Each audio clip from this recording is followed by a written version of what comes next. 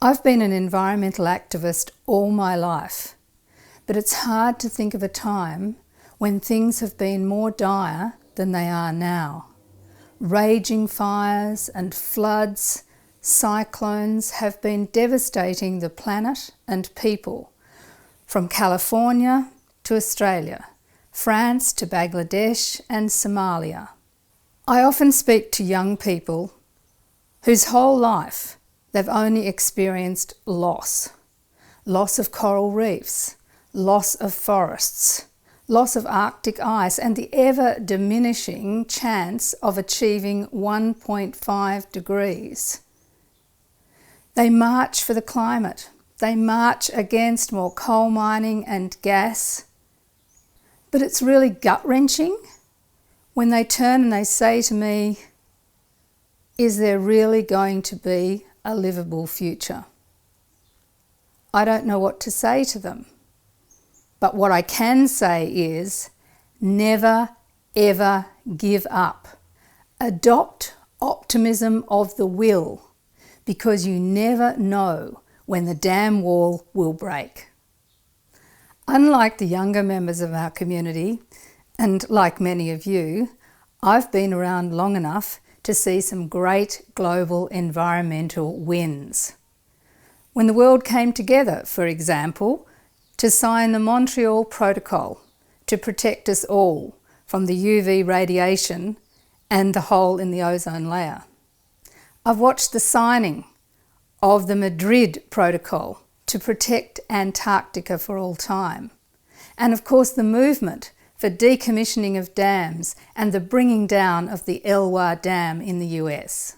I'm particularly lucky because I have been part of some big wins for the planet, especially in my home state of Tasmania.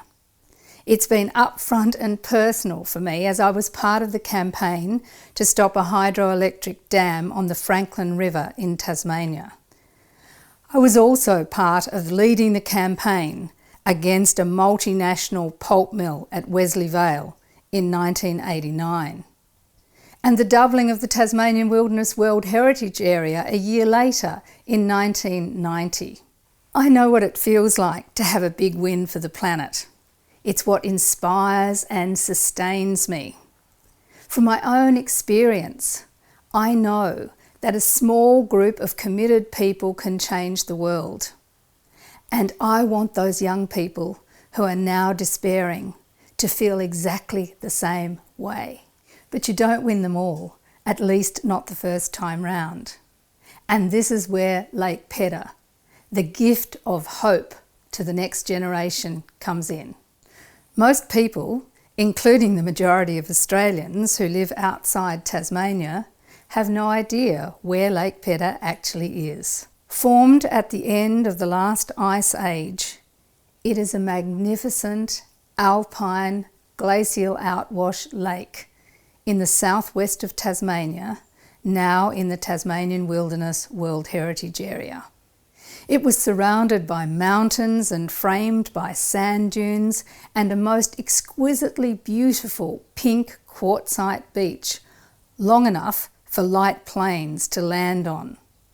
Its remoteness contributed to its pristine, wild beauty, and it was a favourite getaway for those who were prepared to make the pilgrimage. When in 1967 the state government announced its plans to dam and completely submerge Lake Pedder to feed a hydroelectric dam, a global movement of artists and scientists, musicians and nature lovers from all over the world rallied to protect it. This was long before colour television, the internet, the huge marches and advertising that form part of the modern environment movement. This was one of the first environment campaigns in the world. There was no environmental activist handbook, and despite our best efforts, the decision to dam and flood Lake Pedder was confirmed. As the deluge of water flowed in and the beach was swallowed by the rising water of the impoundment, people collected sand and the unique Pedder pennies small quartzite stones rimmed by ferromanganese that are very specific to the lake. It was a final gesture of defiance and an expression of faith that the struggle was not over, that one day the sand and the Pedder pennies would be returned to the shore. The fight against the flooding of Lake Pedder was unsuccessful, but it inspired a whole generation. It led to the formation of the United Tasmania Group, the world's first Green Party. The ethic of putting environmentalism at the centre of politics was born. Now there are Green Parties in more than 90 countries around the world, and it all started rippling out from Lake Pedder.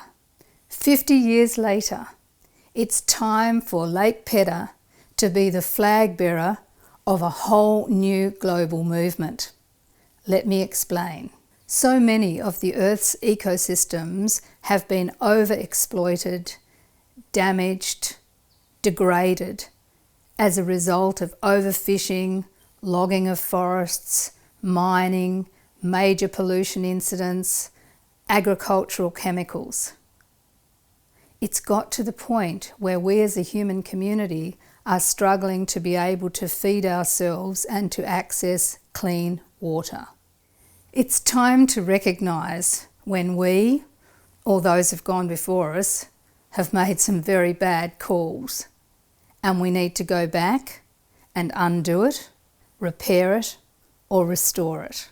The United Nations has recognised just how urgent this problem is, and it has declared the whole decade from 2021 to 2030 as the decade of ecosystem restoration.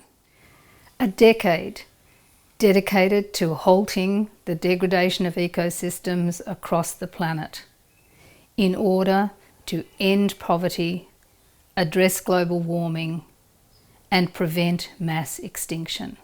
Lake Pedder is a prime candidate for ecosystem restoration, and the timing is perfect because it coincides with the 50th anniversary of the inundation of the lake.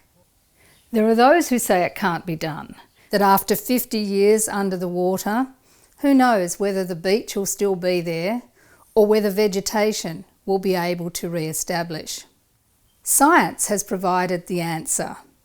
Earlier this year we sent down a submersible craft and it found the beach and the dunes exactly as they were, covered by just a few millimetres of sediment. Dr. Anita Wild, a specialist ecologist, has also confirmed that the peat soils so necessary for revegetation are also intact. She found that draining the 242 square kilometre impoundment will result in more streams and more habitat for creatures like platypus. Of course, the drawdown of water will have to be managed carefully. We have to make sure there's not going to be additional erosion. We have to be quite confident that we're not going to see a degradation in the peat soils. Managing visitor numbers during the restoration will also be vital to make sure that the earth is given its best chance to heal itself. But the good news is, from an ecological perspective, Lake Pedder can be restored.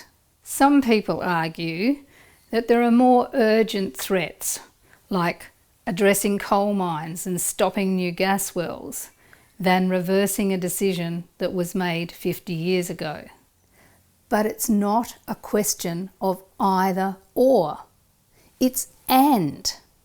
We need to protect what's left and restore what's been degraded. There's room for everybody's activism in restoring nature, not just those who've been involved in environmental campaigns before. The great thing about restoration is that it's a healing process. It brings people together. It provides local employment. It inspires people, gives people hope that we can actually put right the wrongs of previous generations. It gives us hope that we can get ecosystems functioning again. Without functioning ecosystems, we have less food, less clean water, and less resilience as the planet heats up. The situation with the global environment is dire, and there's a lot of doom and gloom. But Lake Pedder is a victory story in the making. Whether you're a young person looking to be part of your first environmental campaign that's really positive, or whether you're a baby boomer wanting to leave something better for your grandchildren, or even a traveller who's keen to get hands-on in a restoration project, there's room for all of you. We didn't save Lake Pedder the first time around, but we never ever gave up. And I look forward to the day when I can walk onto the beach in Lake Pedder and tip on the sand and the Pedder pennies that I have that have been given to me in trust by those who didn't live long enough to see this day. They never gave up on the restoration of Lake Pedder, and neither have I.